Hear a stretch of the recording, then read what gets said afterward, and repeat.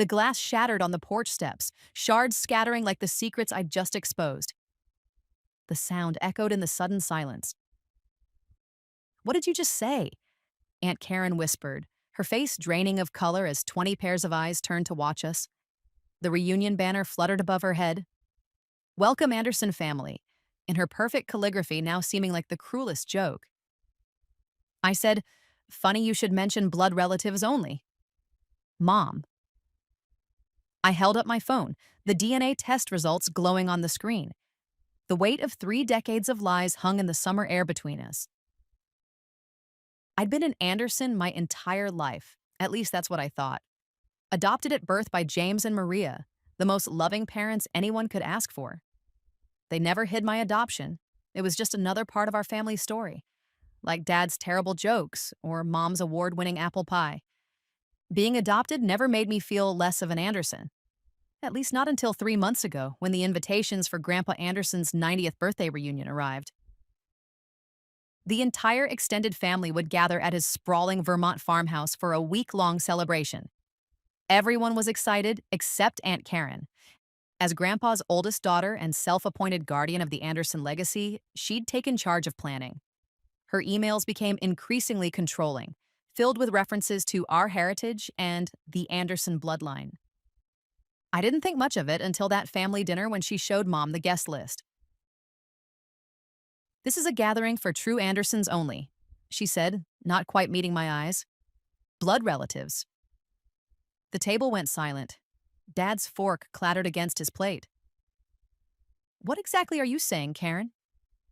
Mom's voice had that dangerous edge I rarely heard. Karen smoothed her designer blouse, unruffled. "This is about family heritage, celebrating the Anderson bloodline. Michelle is lovely, of course, but she's not really an Anderson." Not really an Anderson. The words hit like a physical blow. 28 years of family holidays, shared memories, love and belonging, all dismissed because I didn't share their DNA. "That's ridiculous," Dad started, but Karen cut him off.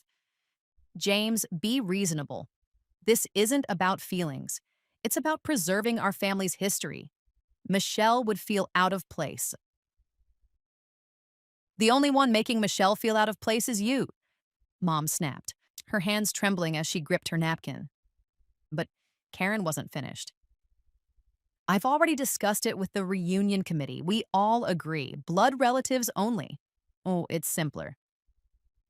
The committee consisted of Karen's daughter, Jessica, and 2 cousins who'd never dared disagree with her. I'd grown up with Jessica, shared clothes and secrets through our teenage years. Now she couldn't even meet my eyes across the table. I stood abruptly, chair scraping against the hardwood floor. "Don't worry about it, Dad. I wouldn't want to taint the precious Anderson bloodline with my adopted presence." "Michelle." Mom reached for my hand, but I was already walking out, blinking back tears that I refused to let Karen see. That night, I couldn't sleep.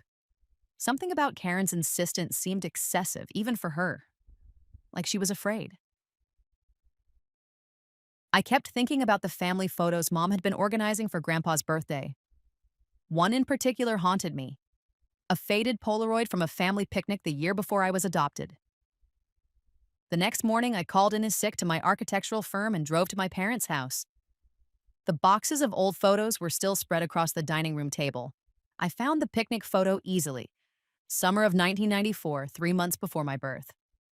Everyone looked relaxed and happy, except Karen. She stood at the edge of the frame, one hand pressed against her stomach, face turned away. She wore a loose sundress, unusual for someone who favored tailored clothes. According to the date stamp, this was taken just 6 months before she married Uncle Steve in what Mom always called a rushed ceremony. My heart hammered against my ribs. I'd been born in January 1995. Karen married Steve in December 1994. The timing. But no, it couldn't be. Could it? I pulled out more photos, arranging them in chronological order. There was a 6-month gap where Karen appeared in no family pictures at all from July 1994 to January 1995. Over the next hours, I researched hospital records from that time. Finally, I found what I was looking for, my birth record from St. Mary's Hospital, January 15th, 1995. My birth mother was listed as Jane Doe, common in closed adoptions. But there was something else. A nurse's note, probably misfiled during digitization. Dot. Patient requested complete confidentiality. Family connection to hospital board member K.A. noted. K.A. Point. Karen Anderson. My hands trembled as I ordered a DNA test. 2 days later, as I swabbed my cheek, I thought about Karen's insistence on blood relatives only, about all the years of subtle digs and careful distance, the way she'd flinch when someone commented on how my smile looked just like James's. 6 weeks later, my phone pinged. Your DNA results are ready. The results loaded slowly, each section revealing another piece of an impossible puzzle. First, the ethnic breakdown, predominantly Northern European, just like the Andersons. Then, health markers showing the same predisposition to high blood pressure that ran in the Anderson family. But it was the relative matches that made my heart stop. Close family match, Jessica Anderson, first cousin, estimated relationship, half-sibling. Below that, close family match, James Anderson, uncle, estimated relationship, father. My father wasn't my uncle. He was my father, biologically, which meant Karen was my mother. The room spun. I grabbed my phone and called Mom. Not my adoptive mom, my real mom, the only mom who'd ever mattered. Michelle, she answered on the first ring. What's wrong? I need you and Dad to come over now and bring that photo album from 1994. They arrived 20 minutes later. Without a word, I turned my laptop to face them. Oh, God, Mom whispered, sinking onto my couch. Dad's face went pale, the color draining from his cheeks as if someone had pulled a plug. How long have you known? I asked, my voice barely steady. We didn't, Dad said quickly. Not for certain. We suspected. Karen never confirmed it. Mom took my hand, her fingers cool against my skin. When we were chosen for adoption, we were told it was closed. But the social worker hinted at a family connection. Then at the hospital, I saw Karen in the maternity ward. She begged us not to tell anyone. Said it would destroy her life, her chances with Steve, Dad continued. We agreed because we wanted you so badly. And you were afraid if you didn't, she'd change her mind, I finished. The pieces were falling into place. Karen's distance, her insistence on keeping me separate, her obsession with bloodlines. Every calculated slight over the years suddenly made sense. We should have told you, Mom was crying now. But as the years passed, it seemed kinder not to. You were ours, completely ours. The how didn't matter. I looked at the reunion invitation still sitting on my coffee table. The Anderson family grand reunion was starting in 3 days. Karen's carefully orchestrated celebration of family history was about to become something very different. I'm going, I announced.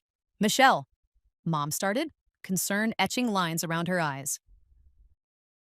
I'm tired of hiding who I am, of being made to feel less than. Karen wants to celebrate Anderson blood? Fine, let's celebrate it. Which is how I found myself on Grandpa's porch, watching Karen's carefully maintained composure crumble as I revealed her decades-old secret. The evening sun cast long shadows across the lawn where generations of Andersons mingled, unaware of the bomb I was about to drop. You had no right, she hissed, fingers digging into my arm. That information was private. Private? I laughed, pulling away from her grasp. Like how you spent my entire life treating me like a dirty secret? Making me feel like I didn't belong in my own family? Keep your voice down, she pleaded, looking around frantically, her perfect makeup unable to hide the fear in her eyes. Why? Isn't this what the reunion is about? Celebrating Anderson family history? Well, here's a piece of history for everyone. 28 years ago, Karen Anderson had a baby. Instead of acknowledging her child, she gave it up in a closed adoption. But here's the twist. She arranged for her own brother to adopt the baby, then spent the next 3 decades pretending that child was a stranger. The porch had gone completely silent. Even the birds seemed to pause their evening songs. Jessica stood frozen halfway down the steps, her face a mask of shock, one hand covering her mouth. Is this true? The question came from Grandpa Anderson, who had wheeled himself onto the porch during my speech. His voice, though softer with age, still commanded attention. Karen, is Michelle... is she yours? Karen's carefully maintained composure cracked entirely. Tears streaked her makeup as she struggled to form words. Daddy, I was young, unmarried. It would have ruined everything with Steve. So you gave your baby to James and Maria. Grandpa's voice was quiet but carried across the silence. And then spent years making that same child feel unwelcome in her own family. I did what I had to do, Karen cried, her voice breaking. I gave her a good home, responsible parents. What more was I supposed to do? Love her, Jessica said suddenly. All heads turned to my half-sister. Her eyes, so like mine, were filled with tears. You were supposed to love her, Mom. Like you love me? Instead, you made me treat my own sister like an outsider. The next few hours were chaos. Family members took sides. Arguments erupted in corners of Grandpa's sprawling farmhouse. Uncle Steve stormed off, shouting about decades of lies, his car spraying gravel as he sped down the driveway. But something else happened too. Jessica hugged me, really hugged me for the first time in years. I always wanted a sister, she whispered against my hair.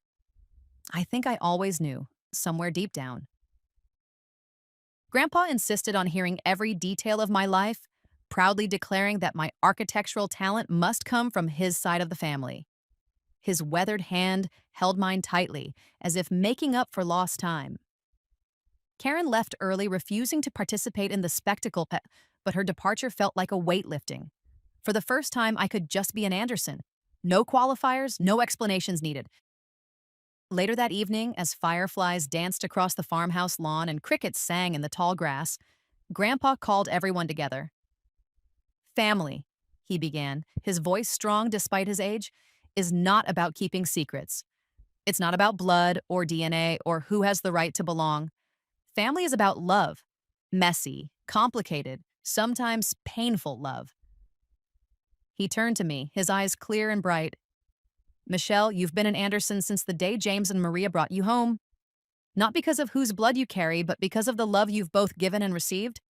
I'm sorry it took us this long to say it properly. 1 year has passed since that reunion. Karen still won't speak to me, but I'm okay with that. The truth cost her more than she ever imagined. Her marriage, her carefully constructed image, the respect of her daughter. Jessica and I meet weekly, making up for lost time. She's pregnant now. I'm going to be an aunt. Mom and Dad are still Mom and Dad. Finding out they're my biological aunt and uncle hasn't changed our relationship. If anything, it's stronger for having the truth in the open. Last week, I found a package on my doorstep. Inside was an old jewelry box and a note in Grandpa's shaky handwriting. This belonged to your grandmother. She would have wanted her granddaughter to have it. Not because of blood, but because of the heart you've shown in forgiving this family's mistakes. Love, Grandpa. The necklace inside was the same one Karen had pointedly not given me all those Christmases ago, when she'd presented identical ones to all the female blood relatives. Now it sits in my jewelry box, not as a symbol of bloodlines or heritage, but as a reminder that family is what we make it. Sometimes the truth hurts. Sometimes it heals. And sometimes, like a DNA test that reveals both roots and wings, it sets us free to become who we were always meant to be. Not just blood relatives, but true family.